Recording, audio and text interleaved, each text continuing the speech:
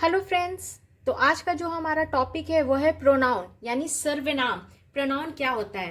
Pronoun is the second part of speech. It improves the impact of sentence being delivered. Often the noun delivered is replaced by word of another part of speech. The word used in a place of noun is called pronoun. या फिर आप ये कह सकते हैं to improve the impact of sentence being delivered often the noun यानी वाक्य को अधिक प्रभावशाली बनाने के लिए कई बार संज्ञा की जगह पर किसी अन्य शब्द भेद के शब्द का प्रयोग या उपयोग किया जाता है। ऐसे संज्ञा की जगह उपयुक्त होने वाले शब्द को सर्वनाम कहते हैं यानी प्रोनाउन।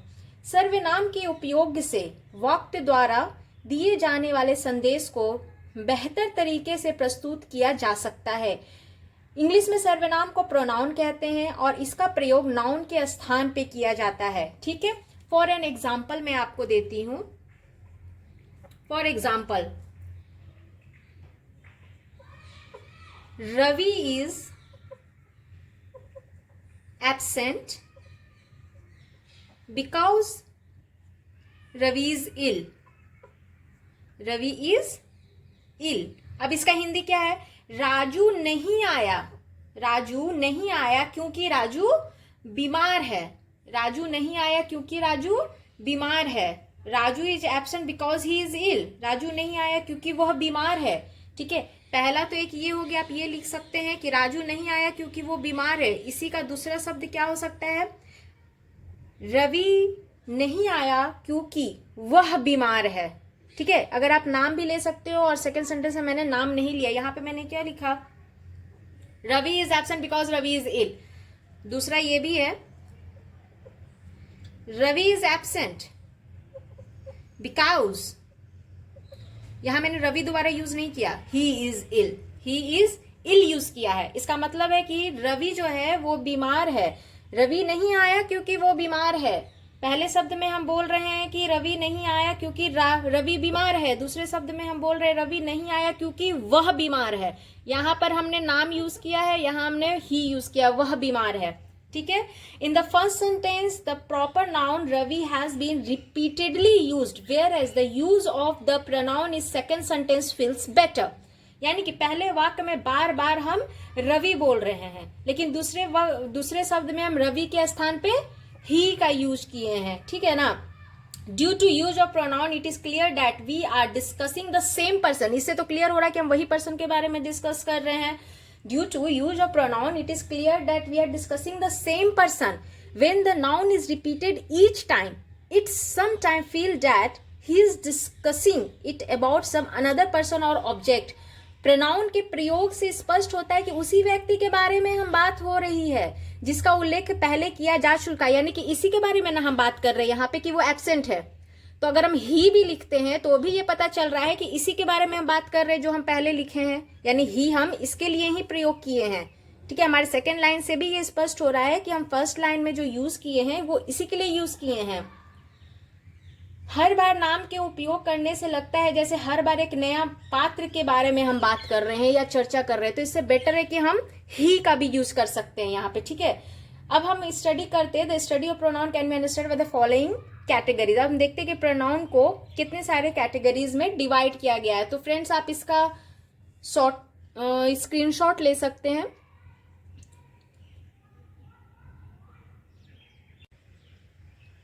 अभी हम लोगों ने जाना कि प्रोनाउन क्या है विथ एग्जाम्पल।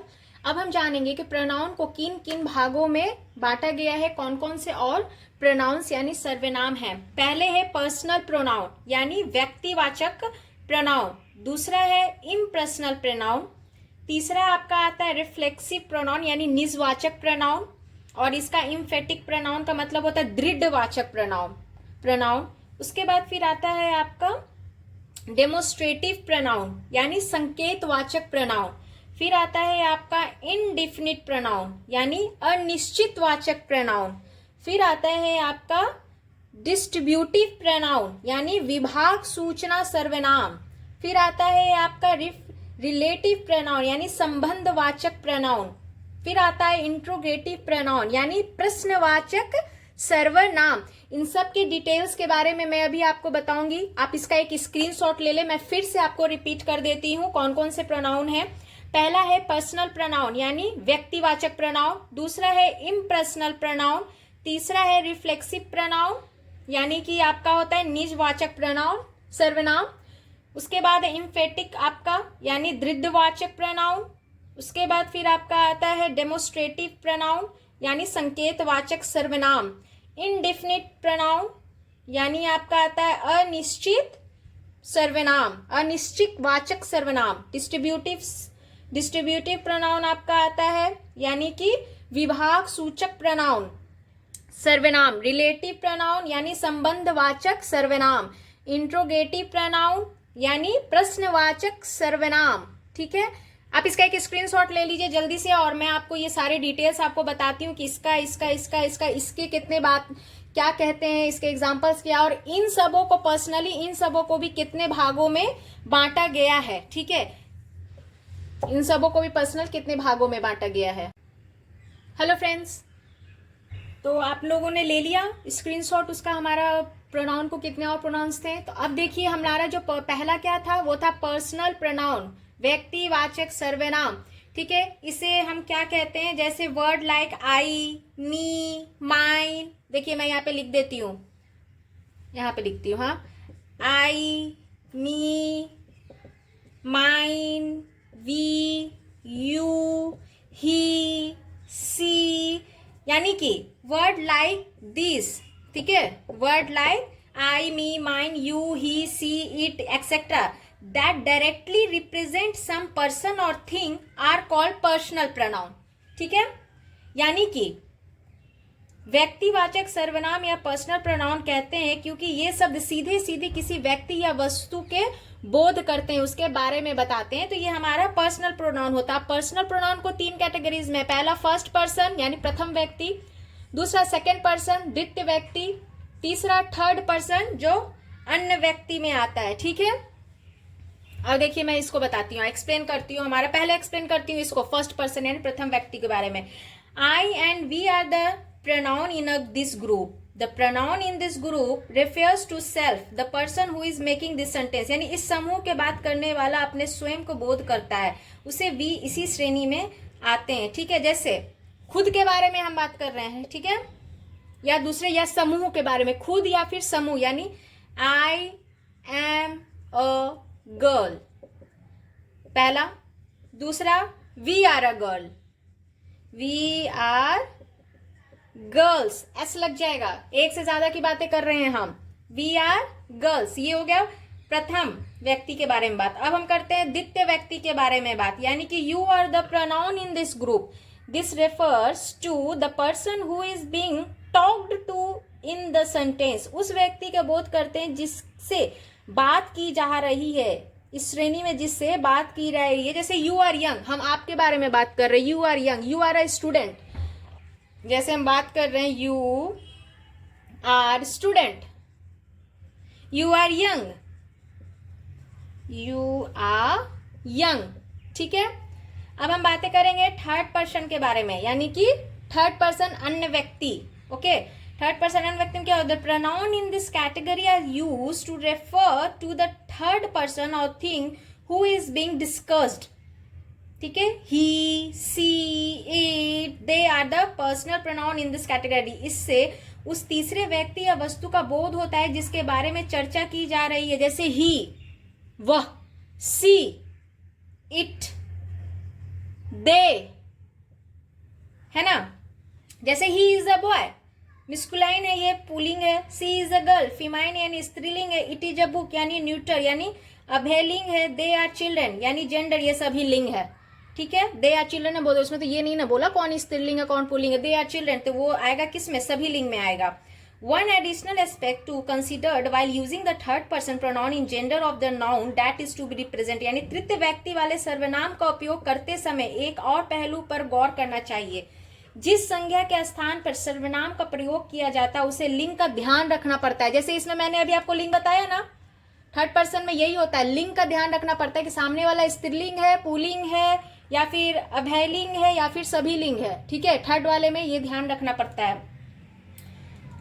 जैसे मैं आपको अभी कुछ एग्जांपल बताऊंगी तो आप समझ जाओगे। जैसे कि फॉर्म्स ऑफ पर्सनल नाउन, पता है क्या होता है फॉर्म्स ऑफ पर्सनल नाउन? देखिए मैं आपको बताती हूँ। Forms of personal pronoun, forms of personal noun में क्या होता है पता है? The personal pronoun shows above are the nominative form. Besides this the pronoun are of the possessive and accusative forms. Accusative form, ठीक है, यानी ऊपर के उल्लेखनीय सभी पर्सनल नाउन को रूप को नॉमिनेटिव या फिर उसे अनपॉजेसिव और एक्यूसेटिव फॉर्म कहते हैं। So let's have a look. देखिए अभी हम अंतर आपको समझाते हैं इन सबों में। आप एक डिस्कस करती हूँ, तुरंत आप लोग समझ जाओगे। देखो यहाँ पे मैं फर्स्ट पर्सन लिखती हूँ। फर्स्ट पर्सन में सिंगुलर आया वो तो मैंने बता दिया आपको, जैसे आई। अगर इसमें नॉमिनेटिव होगा, इसको मैं एक बार रब करती हूँ ताकि ग्रुप अच्छे से बन जाए, आपको पता चलेगा। एक मिनट, देखिए इसमें क्या होता है नॉमिनेटिव। नॉमिनेटिव में सिंगल जेंडर क्या आएगा? आई, और उसी में अगर प्लूरल की बात करेंगे फर्स्ट पर्सन में तो वी यूज कर देंगे। पॉजेसिव में अगर हम बात कर रहे हैं फर्स्ट पर्सन में तो आएगा क्या? माई और माइन। उसी में अगर हम प्लूरल की बात कर देंगे तो क्या आएगा? आवर, आर्स, ठीक है। अगर हम एक्यूसेटिव की बात करें तो आएगा क्या? मी। मी का क्या हो जाएगा प्लूरल? अस, ठीक है। उसी तरह से हमारा जो सेकंड पर्सन है, उसी तरह से हमारे सेकंड पर्सन में भी होगा। अगर हम नॉमिनेटिव की बात करेंगे, नॉमिनेटिव देखिए मैंने शॉर्ट में लिखा है, यहाँ पे नॉमिनेटिव पूरा लिख दिया। नॉमिनेटिव अगर हम शॉर्ट में लिखते हैं तो उसका सिंगुलर का बात करेंगे तो क्या होगा? यू। इसी का प्लूरल कर देंगे तो क्या होगा? यू ही होगा। इसमें अगर हम पॉजिटिव में बात करेंगे, यहाँ पे मैंने फुल लिखा है, पॉजिटिव की अगर हम बात करेंगे तो सिंगुलर में क्या होगा? योर्स, योर्स या योर। तो इसका प्लूरल क्या हो जाएगा? योर्स या योर ही रहेगा। एक्यूटेटिव की अगर हम बात करेंगे, एक्यूसेटिव की, तो क्या होगा? सिंगुलर यू, तो इसका प्लूरल भी यू ही होगा। अब हम थर्ड पार्टी की बात करते हैं। थर्ड पार्टी में क्या होता है? थर्ड पार्टी में 4 कैटेगरीज और जुड़ जाते हैं। कैसे? मैंने बताया था ना, जब इसमें बात करते हैं तो इसमें और कैटेगरीज जुड़ जाते हैं। जैसे मैस्कुलाइन, दूसरा फेमिनाइन, तीसरा न्यूटर, चौथा ऑल जेंडर, ठीक है। ये तो सिंगुलर में ही आ रहा है, बस ये ऑल जेंडर आपका प्लूरल में चला जाएगा। ऑल जेंडर में, इसमें मैस्कुलिन में अगर हम बात करें नॉमिनेटिव की, तो मैस्कुलाइन में अगर ही होता है तो फीमाइन में क्या होगा? सी। तो न्यूटर में क्या होगा? इट। और वही अगर हम ऑल जेंडर में चले जाएंगे तो क्या होगा? दे। अब हम इसका पॉजिटिव में अगर बात करें तो मैस्कुलाइन में क्या होगा? हीज। तो फेमिनाइन में क्या हो जाएगा? हर, हर्स। न्यूटर में क्या हो जाएगा? इट्स। और इसका प्लूरल यानी कि ऑल जेंडर में क्या होगा? दे, देयर या देयर्स, ठीक है। इसका हम एक्यूसेटिव की अगर हम बात करें मैस्कुलाइन में तो क्या होगा? हिम। तो फीमाइन में क्या हो जाएगा? हर। न्यूटर में क्या हो जाएगा? इट। तो ऑल जेंडर प्लूरल में क्या हो जाएगा? देम, ठीक है। समझे ये वाली? एक बार फिर से इसका स्क्रीनशॉट ले लीजिए। आप एक अच्छा से एक नोट्स इस पे बना सकते हैं, ठीक है। ये देखिए आप इसका एक स्क्रीनशॉट ले लीजिए। मैं अभी इसे रब नहीं कर रही हूँ, आप स्क्रीनशॉट ले ले, फिर मैं अपने सेकंड जो हमारा था उसके तरफ बढ़ेंगे। चलिए तो अब हम बढ़ते हैं हमारे नेक्स्ट टॉपिक की तरफ। इम्पर्सनल प्रोनाउन क्या होता है? इम्पर्सनल प्रोनाउन में देखिए पहले हम दे देते हैं इट इज रेनिंग, पहला।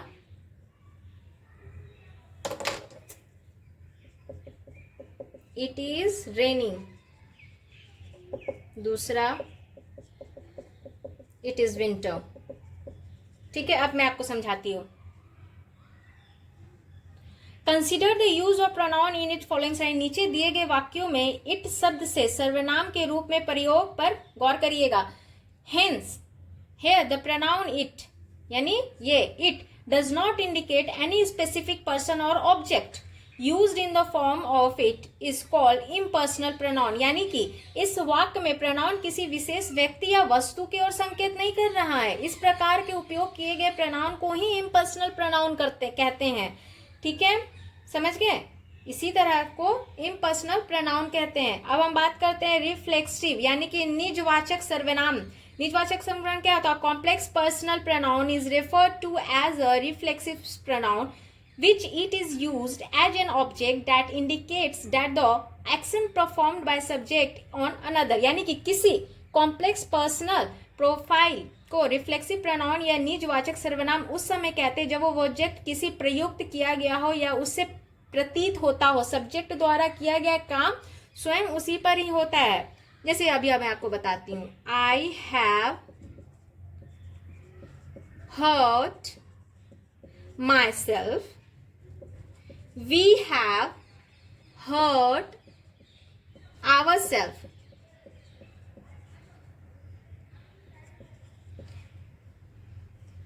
आप समझे इसका मतलब? I have hurt myself, we have hurt ourself, यानी कि किसी कॉम्प्लेक्स पर्सनल प्रोनाउन को रिफ्लेक्सिव प्रोनाउन या निजवाचक सर्वनाम उस समय कहते हैं जब ऑब्जेक्ट की तरह प्रयुक्त किया गया हो और उससे प्रतीत होता है कि सब्जेक्ट द्वारा किया हुआ काम स्वयं उसी पर ही होता है। यानी कि रिफ्लेक्सिव प्रोनाउन ये होता है, रिफ्लेक्ट मतलब क्या होता है? सामने की छाव वापस लौट के आना। यानी कि हम काम तो कर रहे हैं प्रोनाउन का, लेकिन उससे हमें जो भी हम काम कर रहे हैं उससे हमें खुद ही हानि पहुंच रही है। यानी कि I have hurt myself, इसका मतलब मैंने खुद को दुख किया, मैंने खुद को तकलीफ पहुंचाई। We have hurt ourself यानी हम लोगों ने खुद को ही, होता है ना कभी हम कुछ काम करते, अरे ये काम तो हम लोगों ने किया लेकिन वापस हम ही लोगों को ऊपर पड़ गया, ऐसा हम लोग कहते हैं ना कभी कभी। तो वही हमारा रिफ्लेक्टिव प्रोनाउन होता है, करने को जो काम किया उससे वापस आप ही की ओर पड़ता है, उसे ही हम कहते हैं। ठीक है, रिफ्लेक्टिव प्रोनाउन। अब आता है हमारा एम्फेटिक प्रोनाउन यानी दृढ़वाचक pronoun. A complex pronoun is referred to as an emphatic pronoun when it is used to as the emphasis to the object or subject। Complex personal pronoun उस समय emphatic pronoun या दृढ़वाचक सर्वनाम कहलाता है जब उनका उपयोग सब्जेक्ट पर जोर या बल देने के लिए किया जाता है। जोर देने के अलावा एम्फेटिक प्रोनाउन से वाक्य का अर्थ कुछ खास होता है। जैसे I will try to do it, I will do it myself. Second आपको बताती हूं, the teacher herself taught me this। taught me, ठीक है, इसका मतलब ये होता है, दृढ़वाचक क्या होता है?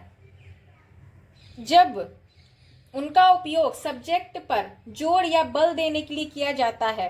ठीक है, जोर देने के अलावा एम्फेटिक प्रोनाउन से वाक्य का अर्थ कोई खास फर्क नहीं पड़ता है, लेकिन फिर भी आई विल डू माई सेल्फ, मैं खुद ही ये काम कर लूंगी।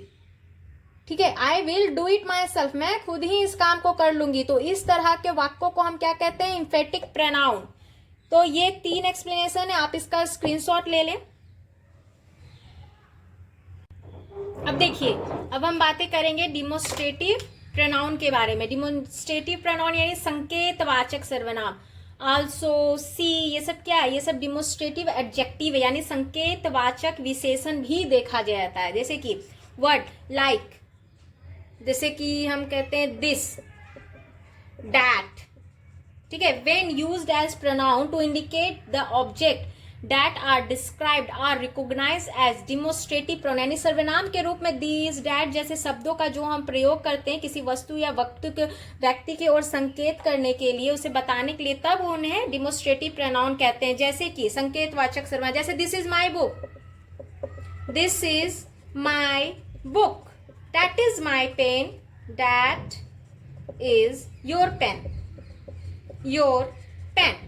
ये हमारा डिमोन्स्ट्रेटिव है, हम सामने हम बता रहे हैं कि ये चीज आपकी है, ये चीज मेरी है। ठीक है, हम किसी चीज की ओर इंडिकेट करते हैं। ठीक है ना। These and those are the plural form of this and that, इसी में आएगा। ठीक है, डेमोन्स्ट्रेटिव में ही अब आ रहा है। दीज और डैट का उपयोग हम कहाँ करते हैं? दीज और those, sorry, these and those, ये तो दिस और डैट का हमने प्रयोग किया था। अब हम प्रयोग करते हैं दोज और दीज।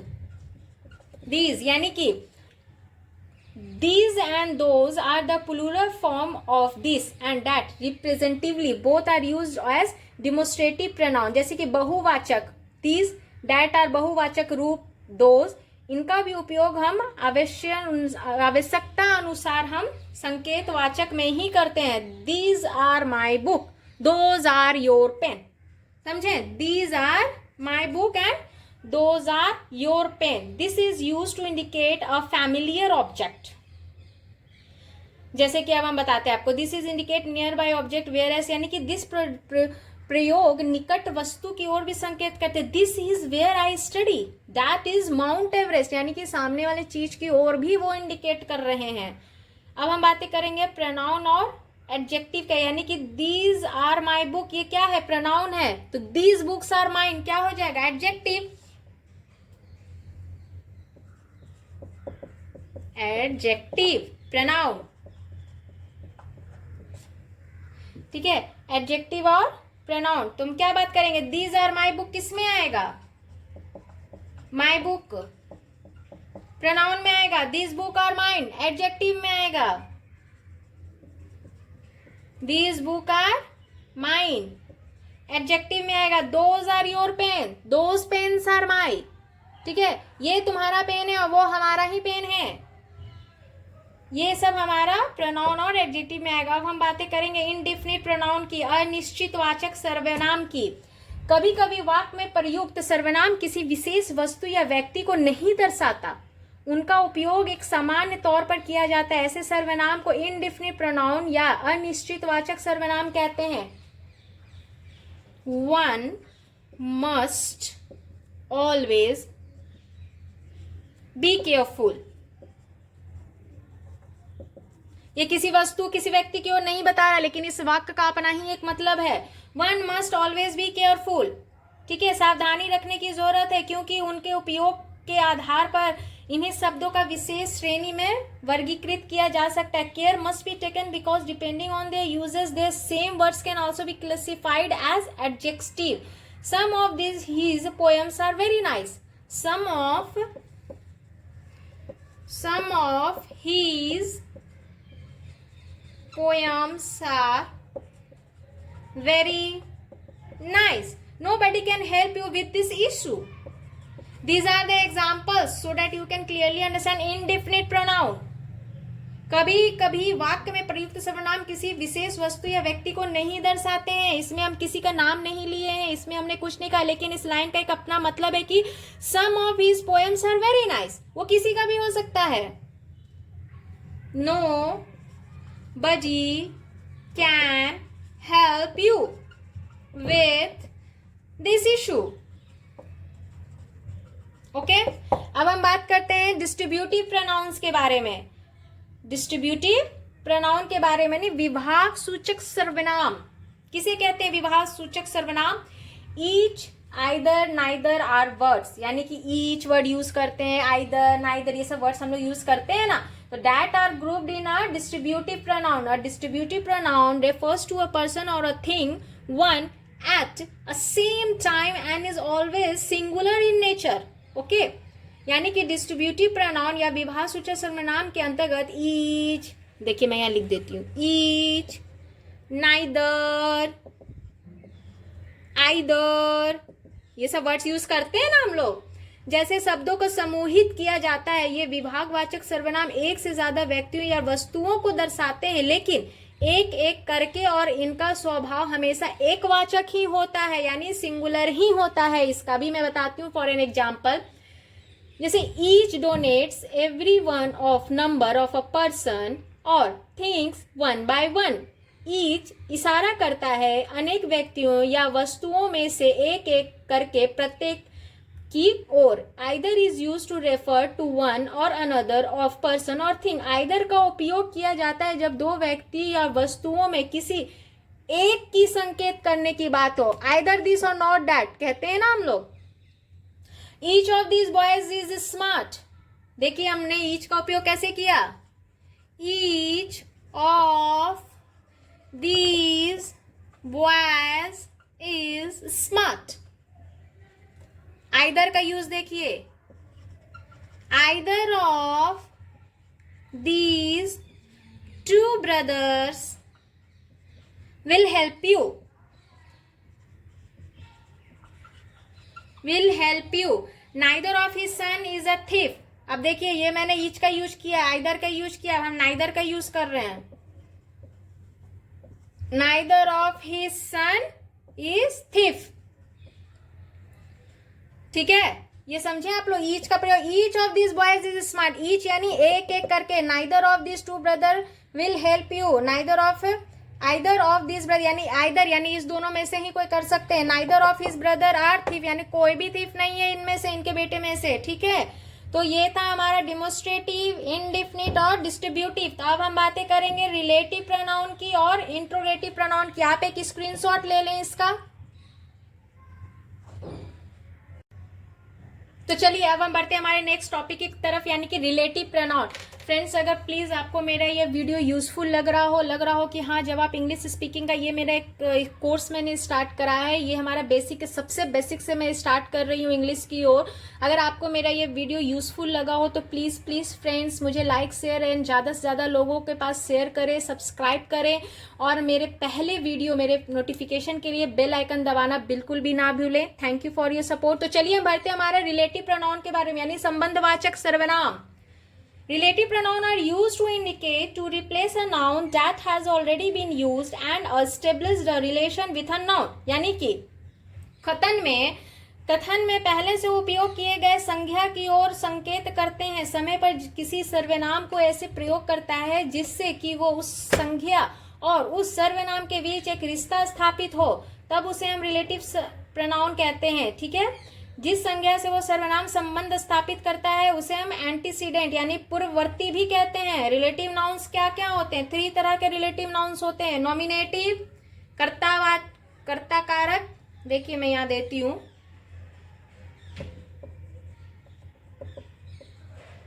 नॉमिनेटिव कर्ता कारक, जेनेटिव संबंध कारक, एस्यूसेटिव कर्म कारक, ठीक है। ये है हमारा रिलेटिव प्रोनाउन, ठीक है। एक बार फिर से मैं बता देती हूँ। Relative pronoun are used to indicate to replace a noun that has already been used and to establish a relation between a noun. ये किसी संज्ञा का यूज करते समय उसका संबंध का जो बात होती है, उसके संबंध जो स्थापित, रिश्ते जो स्थापित कहते हैं ना, उसे ही हम रिलेटिव प्रोनाउन कहते हैं, ठीक है। इसे 3 भागों में है फॉर्म इसका, नॉमिनेटिव, जेनिटिव और एक्सुकेटिव। अब हम बातें करेंगे इंट्रोगेटिव प्रोनाउन के बारे में, यानी कि प्रश्नवाचक सर्वनाम। प्रश्नवाचक सर्वनाम, who are you, what is the matter, whose is this pen, whose is this book, where are you going, okay. यानी कि the interrogative pronoun appear generally similar to the relative pronoun. जैसे कि मैंने यहाँ पे ऑलरेडी क्वेश्चन कर चुका है, रिलेटिव डिस्कस हम लोग यहाँ पे अर्लियर कर चुके हैं कि संबंध बनाते हैं सिमिलर में, ठीक है। तो बट रोल क्या होता है, बट रोल डिफरेंट होता है। संबंध यहाँ पर भी बना रहे, पेन का मुझसे संबंध, पेन आपका है तो आपसे पेन का संबंध है, बुक मेरा है, मेरा बुक से संबंध है, तो संबंध हम यहाँ पे बना चुके हैं, पहले डिस्कस कर चुके हैं उसके बारे में, ठीक है। अब हम यहाँ पे बस उस रिलेशन में क्या क्वेश्चन आर्ग्यू होता है वो हम यहाँ पे देखेंगे इंट्रोगेटिव प्रोनाउन में। The interrogative pronoun appears generally similar to the relative pronoun but their role is sentence is completely different. प्रश्नवाचक सर्वनाम दिखने में संबंधवाचक सर्वनाम के जैसा ही लगता है, पर वाक्य में इसकी भूमिका एकदम अलग होती है। कैसे? एक लगता है पेन, ये किसका पेन है, ये किसका पेन है, तुम कहाँ जा रहे हो, यानी तुम कहीं जा रहे हो, ये किसका पेन है, हु आर यू, तुम कौन हो, ठीक है। तो इस तरह के क्वेश्चंस जो आते हैं वो इंट्रोगेटिव प्रोनाउन कहलाते हैं। जैसे who are you, what is the matter, question mark,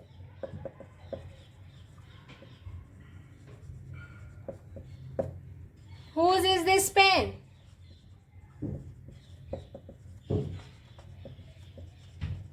question mark. ये हो गया हमारा इंट्रोगेटिव प्रोनाउन। तो इंट्रोगेटिव प्रोनाउन के साथ ही हमारा प्रोनाउन का ये सेशन यहीं पे एंड होता है। अब नेक्स्ट सेशन के साथ आऊंगी एडजेक्टिव के बारे में पढ़ाऊंगी, एडजेक्टिव ऑफ नंबर्स के बारे में पढ़ाऊंगी। तो प्लीज हमारा बेल आइकन आप प्लीज अपना ऑन रखिएगा, नोटिफिकेशन सबसे पहले आप लोगों तक ही पहुंचे। Thank you for liking my video friends, और जो अभी तुरंत मेरे वीडियो पे विजिट किए हैं तो प्लीज मुझे लाइक शेयर एंड सब्सक्राइब करें, सो डैट आप ये सारे प्रोनाउन नाउन्स के बारे में और इंग्लिश स्पीकिंग के कोर्स के बारे में जान सके। Thank you.